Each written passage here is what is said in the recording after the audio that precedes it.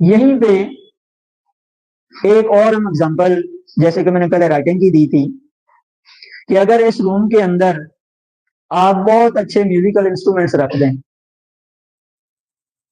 और बाहर खड़े हो जाएं या अंदर भी खड़े हो जाएं, और आप वेट करें कि मुझे बड़ी खूबसूरत धुन सुननी है, और आप उनको ऑर्डर करें कि चलो भी बजो, मुझे फलां वाला राग सुना दो,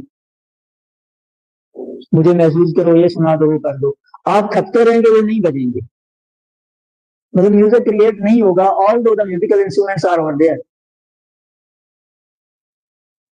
तो उसके लिए एक परफॉर्मर चाहिए, एक म्यूजिशियन चाहिए। ऑन द सेम पैटर्न बहुत सारी चीजें में लगता है कि बीज बोने से चीज पैदा हो गई है, लेकिन अगेन वो पहला बीज कहीं से आया होगा, वो रेपिटेशन हो जाएगी। तो क्रिएटर और कंट्रोलर परफॉर्मर वो बड़ा जरूरी है, जितना कुछ हमें नजर आता है। अभी यहाँ पे जो एक सवाल खड़ा किया जाता है, उससे पहले हमने ये जब मान लिया कि सब चीजों का क्रिएटर है और वो एक ही है, सब चीजों का क्रिएटर है और वो एक ही है, इस बात पे हम मुतमैन हो गए। लेकिन अब हमें परेशान करने के लिए रिचर्ड डॉकिंस ने एक क्वेश्चन दाग दिया। सिर्फ रिचर्ड का नहीं, ये हर एथियस्ट का है कि ठीक है भाई, आपने ये मान लिया है कि एक क्रिएटर है आप सबका, तो आपके क्रिएटर का क्रिएटर कौन है?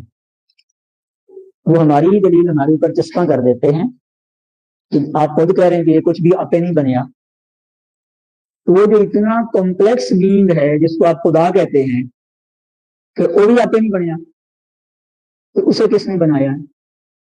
ये वो चुभता हुआ सवाल है जो हमारे बहुत से यूनिवर्सिटी के स्टूडेंट्स को एथियस्ट कर देता। But the answer is there. हम थोड़ा सा इसका पोस्टमार्टम करते हैं इस क्वेश्चन का। रिचर्ड डॉकिंस ने ये कहा कि Boeing 747 can not be created by itself. ये उसका क्वेश्चन था। उसका क्वेश्चन ही गलत है। क्यों? कि रिचर्ड डॉकिंस ये क्वेश्चन पूछ नहीं सकता। क्यों नहीं पूछ सकता? क्योंकि वो ये कहता है कि ये यूनिवर्स खुद ब खुद बनी है। मुझसे पूछ रहा है कि C747 तैयारा खुद ब खुद नहीं बन सकता।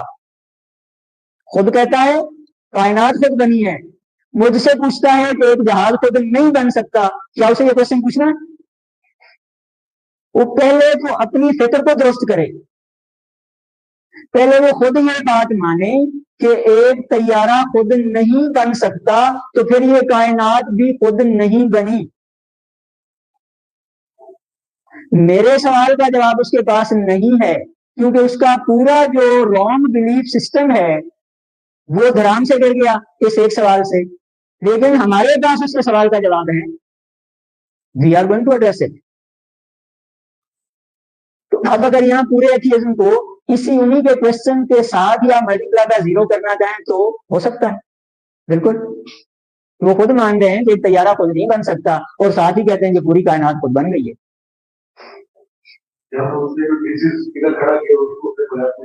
हाँ जी, करवा दिया। That's I am saying. तो लेकिन हम ये कहते हैं कि यस, हमारे पास आपका आंसर है।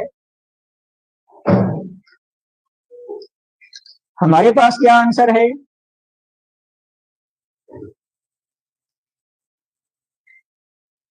ये एक जो रिसेंट जावेद अख्तर साहब और शमाइल नदवी साहब का एक डिबेट हुआ, उसमें शमाइल नदवी साहब ने दो बातें काफी दफा इस्तेमाल की, और अनफॉर्चुनेटली जावेद साहब ने ये कहा कि मुझे अंग्रेजी की इन दो बातों की समझ नहीं आई।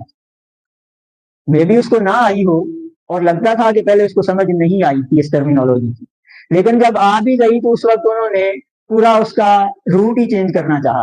वो दो बातें क्या हैं?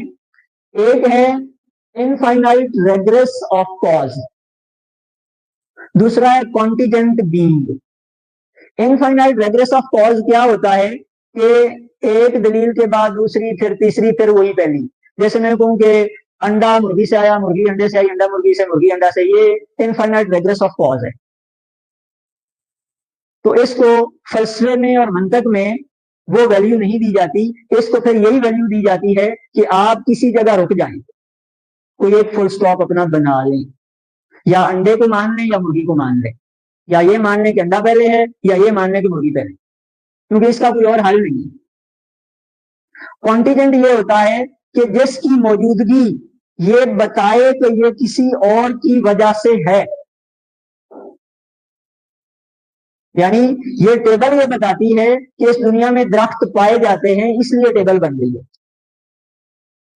और अगर कोई इनकार कर दे कि इस दुनिया में दरख्त पाए ही नहीं जाते, तो फिर हम ये मानेंगे कि ये टेबल लकड़ी की नहीं है, ये कॉन्टिजेंट है। किस पे? दरख्त पर। इसी तरह ये पूरी यूनिवर्स जो है ये कॉन्टिजेंट है। किस पर? क्रिएटर पर। अगर ये मान लिया जाए कि there is no creator, then we have to believe that there is no universe, there is no human being, there is no पौधा, कोई शय ही नहीं। This is called contingent. इस पे भी अगर हम ये मान लें कि कोई इस कायनात का बनाने वाला नहीं है, तो फिर अकॉर्डिंग टू कॉन्टिजेंट लॉ हमें ये मानना पड़ेगा कि फिर कायनात ही नहीं है, फिर हम भी नहीं है। जब हम हैं तो हमारा होना, हमारा कॉन्टिजेंट होना इस चीज की दलील है कि हमारे पीछे कोई है जिसकी वजह से हम हैं, जिसके बनाने से हम हैं। ये दो सादा सी बातें जावेद अख्तर साहब को समझ नहीं आई, और जब आई जो मुझे लगा तो उन्होंने इस पूरे को टर्न मार के फलस्तीन पे वो फोकस कर दिया। उस पर भी हम आएंगे, अनएड्रेस नहीं छोड़ेंगे इस बात को। सो ये बात आपको समझ आ गई। अभी हम वापस आते हैं।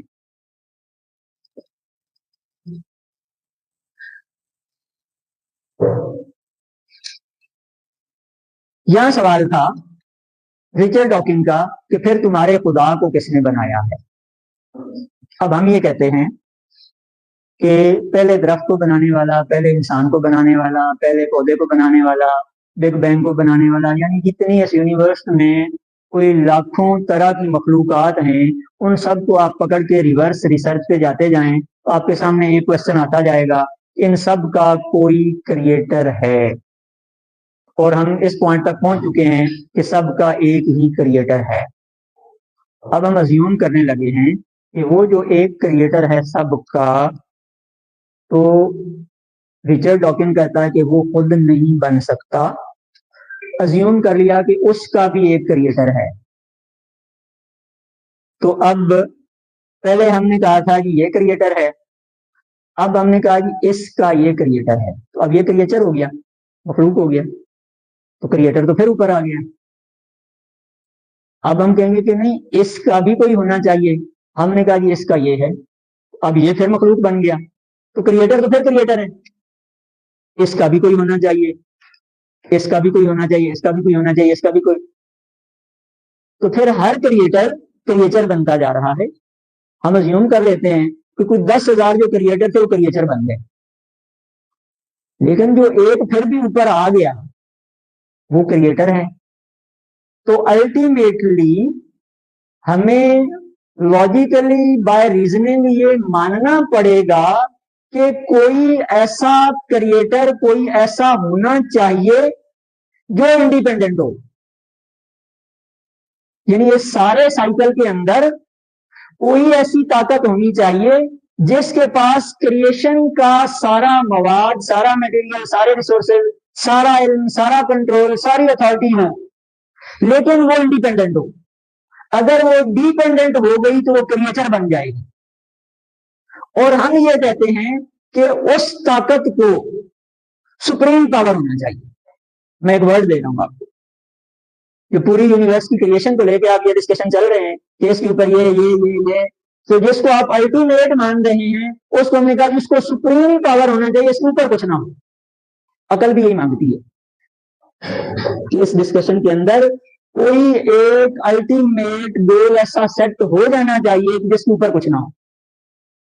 And we say that is a supreme power and that is called Allah, the almighty. Richard Dawkins के सवाल का ये जवाब है।